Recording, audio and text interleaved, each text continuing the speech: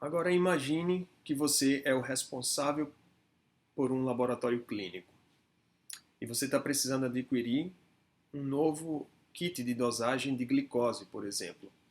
E aí você recebe duas propostas de dois fabricantes distintos.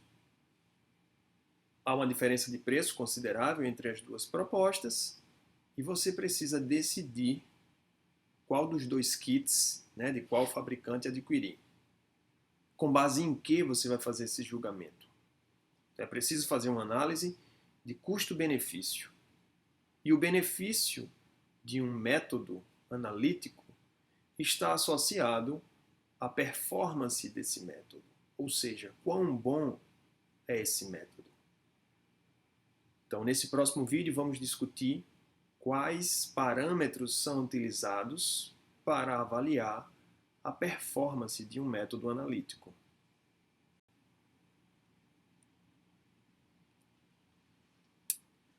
Ok, imagine que um determinado indivíduo precisou fazer um check-up, né? Então ele foi até um médico, passou por uma avaliação médica, o médico requisitou alguns exames laboratoriais, ele foi até o laboratório, fez o cadastro, e aí a coleta de sangue foi feita, né? Fase pré-analítica que a gente viu.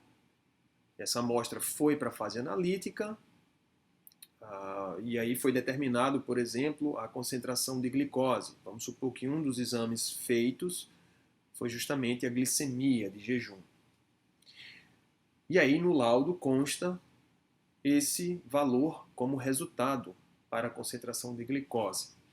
Então o resultado foi 92 miligramas por decilitro.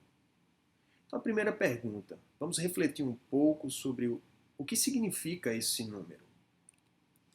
Bom, então, basicamente, de forma esquemática, o que a gente tem na amostra é, após a fase de processamento, a etapa de processamento, a gente tem o plasma, tá? Nessa região, que corresponde à porção líquida do sangue, e é justamente nesse plasma que vai estar dissolvido, os analitos, dentre eles a glicose, que é o analito de interesse agora.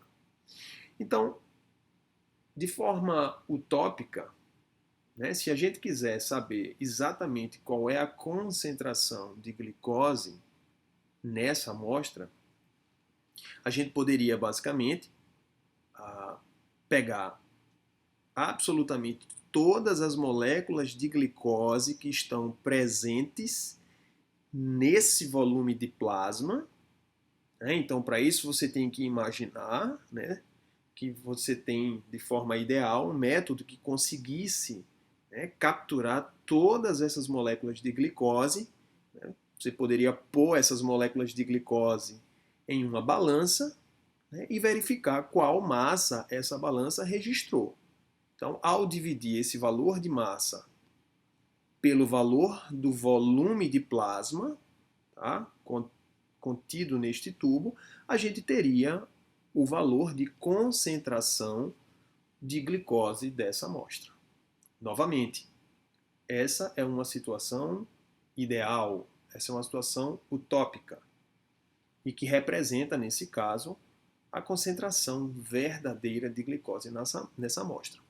Então, no laboratório clínico, a gente vai aplicar métodos para tentar se aproximar desse valor verdadeiro, que é o que a gente chamou aqui de valor-alvo.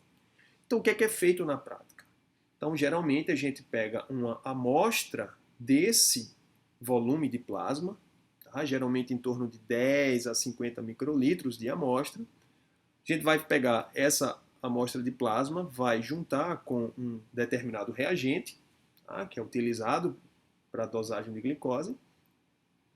E aí, como consequência dessa reação química, a gente pode gerar algumas moléculas que podem ser detectadas pelo equipamento. Depois a gente vai discutir detalhadamente como que isso acontece, que equipamento é esse.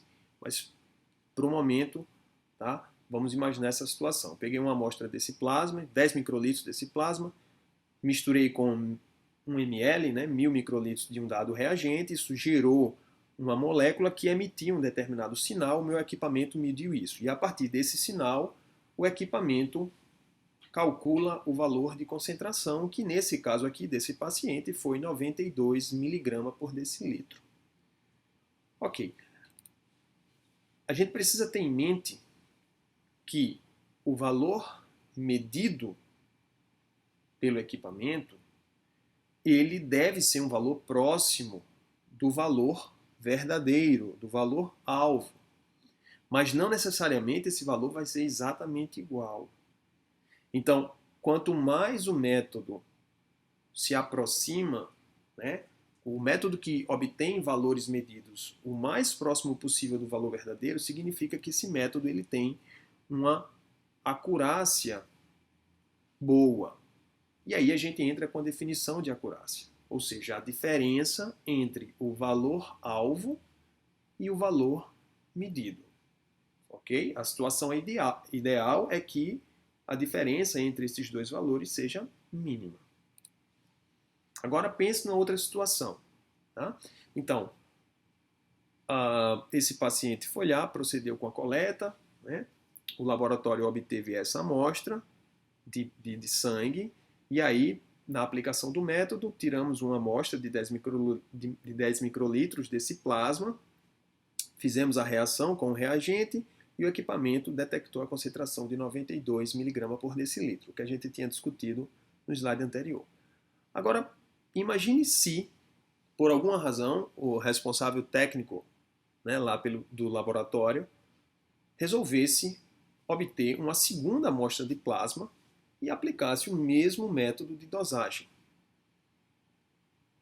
E se o valor de concentração fosse 95 mg por decilitro, por exemplo? Ele poderia pensar, e aí, qual valor é verdadeiro, 92 ou 95? Vou pegar uma terceira amostra, vou medir novamente. E se o valor fosse 91?